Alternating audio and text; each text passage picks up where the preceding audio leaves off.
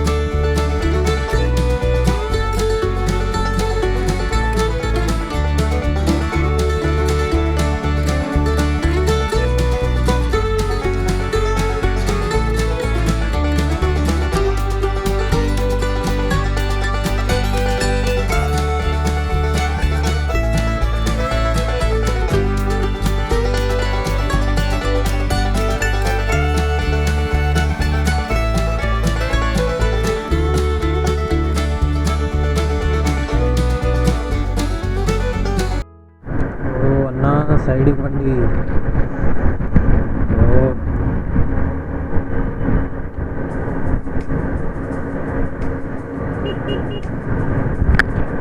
ఒక్కరన్నా slow చేసుకోవచ్చు కదా. బండి ఎక్కడ స్లో చేస్తే గేర్ డౌన్ అవుతుంది అనుకుంటున్నారేమో జనాలు. ఓకే, సైడ్ దొరికింది, వెళ్ళిపోవచ్చు.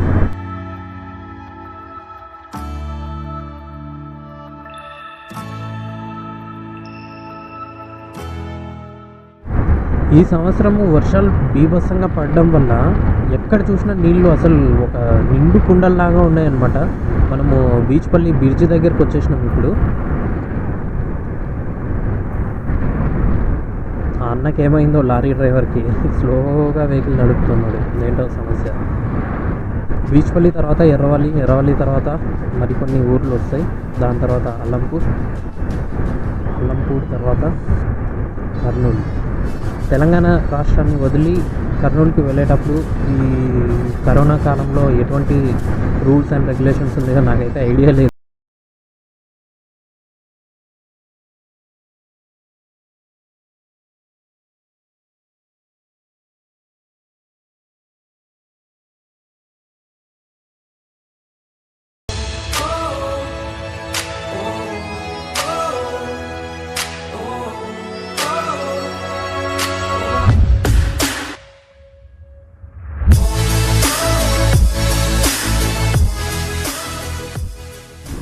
అలంపూర్ మనకు స్వాగతం పలుకుతుంది. ఇక్కడ నుంచి కర్నూలు కేవలం 12 కిలోమీటర్లు మాత్రమే. టైం వచ్చేసి 8:09, 8:10 అవుతుంది. ఇంకొక 10 మినిట్స్లో మనము కర్నూలు రీచ్ అయిపోతాము.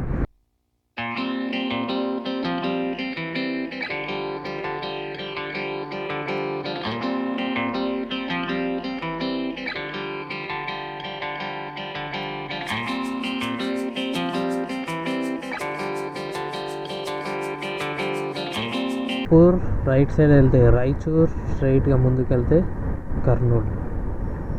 ఇది అలంపూర్ వెళ్ళడానికి రూటు. ఇది అలంపూర్ చౌరస్తా.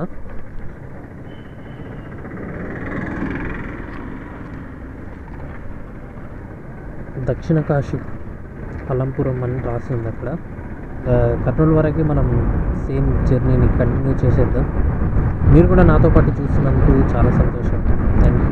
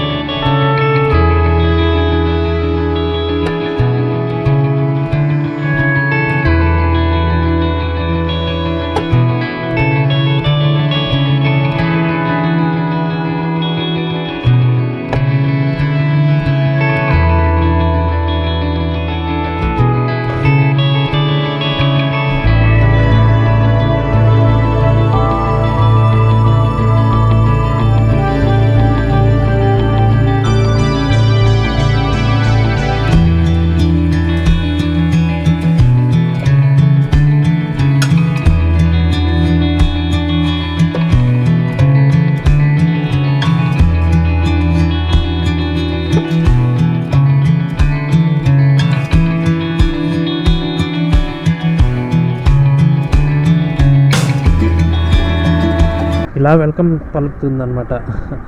ఇక్కడ ఏదో ఫ్లైఓవర్ కడుతున్నట్లున్నారు, అందుకే రోడ్ కన్స్ట్రక్షన్లో ఉంది.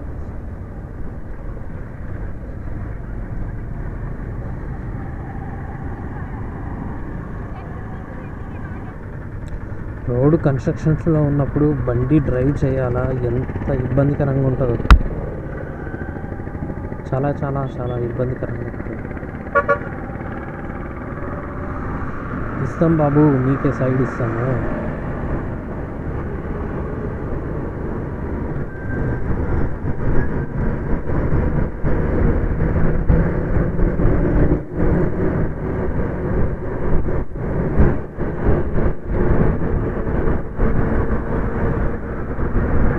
కింద నుంచి వెళ్తే బళ్ళారి చౌరస్తా. ఇక్కడ మనము ఫ్లైఓవర్ నుంచి వెళ్తున్నాము, లేకపోతే కింద నుంచే వెళ్ళిపోతాము. అక్కడ ఆంజనేయ స్వామిది స్టాచ్యూ ఉంటుంది అనమాట, చాలా పెద్దగా ఉంటుంది. దాన్ని చూద్దాం.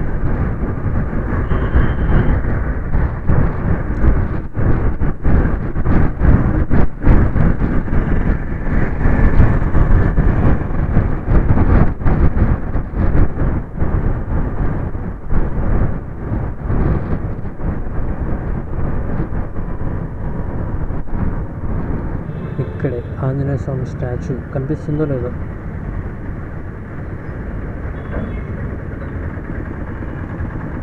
సిగ్నల్ పడ్డది.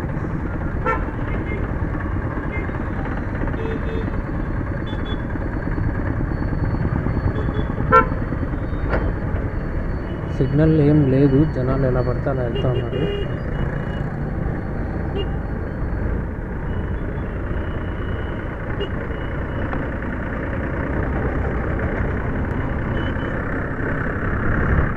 సో టిఫిన్ తినడానికి ఒక మంచి ప్లేస్ చూసుకోవాలా. ఫ్లైఓవర్కి ఈ డిజైన్ అయితే చాలా బాగుంది, అట్రాక్టివ్గా ఉంది.